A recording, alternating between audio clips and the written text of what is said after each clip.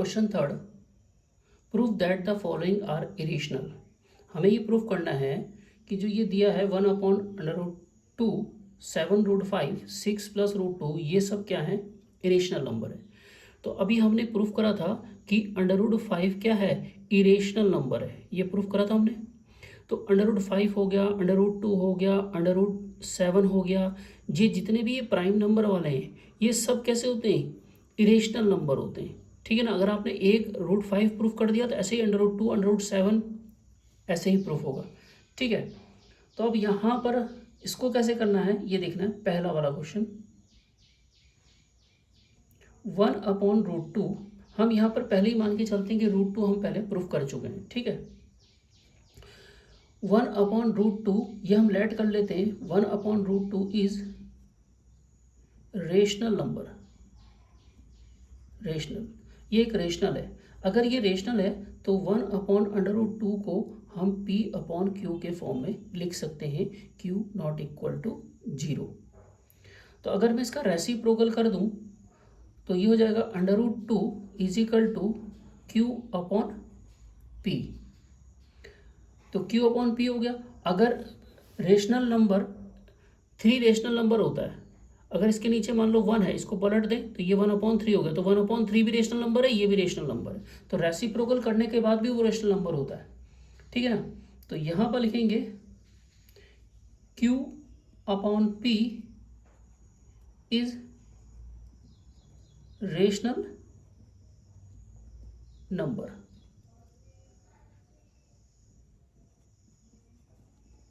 Therefore, √2 is rational number. तो √2 भी क्या होगा, रेशनल नंबर होगा। अगर P/Q रेशनल नंबर है तो √2 भी क्या होगा, रेशनल नंबर हो गया। लेकिन हमने बताया पहले हम प्रूव कर चुके कि √2 क्या है, इरेशनल नंबर है। तो यहाँ पर फिर कॉन्ट्रडिक्शन हो गया। तो यहाँ लिखेंगे विच contradicts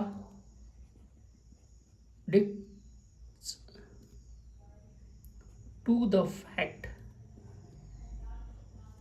that √2 is irrational। √2 क्या है, इरेशनल है। Hence our assumption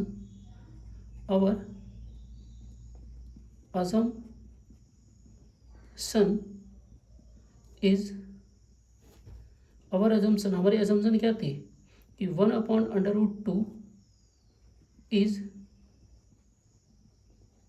rational number is false. तो ये हो गया। And 1/√2 is irrational. तो ये क्या होगा, इरेशनल होगा। तो ये पहला प्रूफ हो गया। तो कहने का मतलब है Q/P क्या है, रेशनल नंबर है। अगर ये रेशनल नंबर है तो इसका मतलब ये रेशनल है तो ये भी रेशनल होगा, √2 भी रेशनल होगा।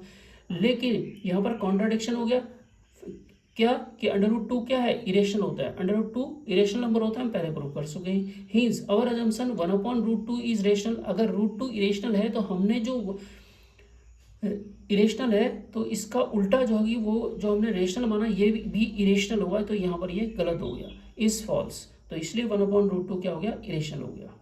अब हम चलते हैं सेकंड, 7/5। हम इसमें भी लेट कर लेते हैं। Let 7/5 is rational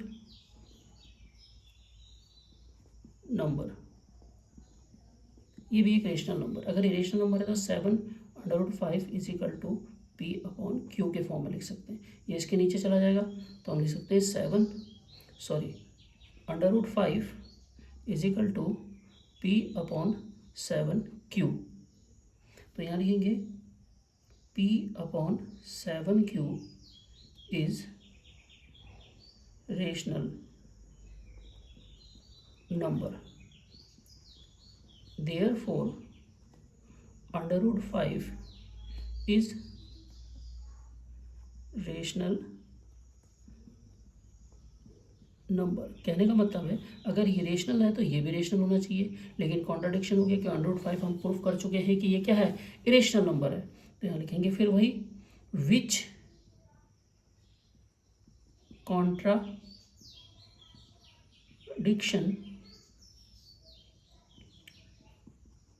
to the fact √5 is irrational. Hence, our assumption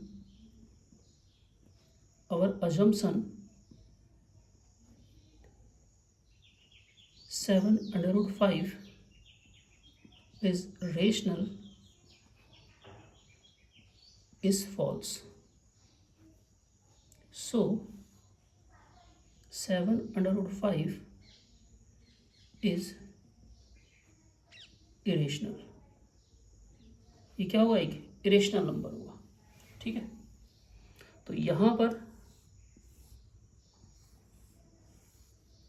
अभी आ जाओ थर्ड, लेट कर लेते हैं यहाँ भी, लेट 6 + √2 इज रेशनल। अगर रेशनल है तो 6 + √2 इज इक्वल टू P/Q के फॉर्मूले से 6 को उधर भेज दे, √2 इज इक्वल टू P/Q - 6। तो यहाँ लिखेंगे हम P/Q - 6 इज, क्योंकि रेशनल नंबर में कोई भी प्लस करें कोई भी नंबर या माइनस करें तो रेशनल नंबर ही होता है, इज रेशनल। देयरफॉर ये रेशनल हो गया, रेशनल नंबर है, तो देयरफॉर √2 इज रेशनल। तो √2 भी क्या है, रेशनल होगा। ठीक है ना, यहाँ तो कॉन्ट्राडिक्शन हो गया क्योंकि हम पहले प्रूफ कर सके √2 क्या है, इरेशनल है। तो फिर वही विच कॉन्ट्राडिक्शन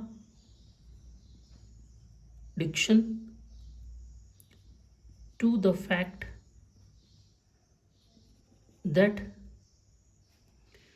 कि √2 इज इरेशनल। √2 क्या है, इरेशनल है। Hence our assumption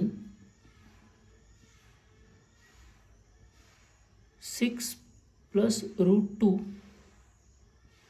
is rational is false। हमने जो एजम्पशन करी थी 6 + √2 रेशनल है वो फॉल्स है, गलत है। Hints 6 + √2 is irrational. तो ये क्या होगा, इरेशनल नंबर होगा। ठीक है, तो ये तीसरा यहाँ प्रूफ हो गया।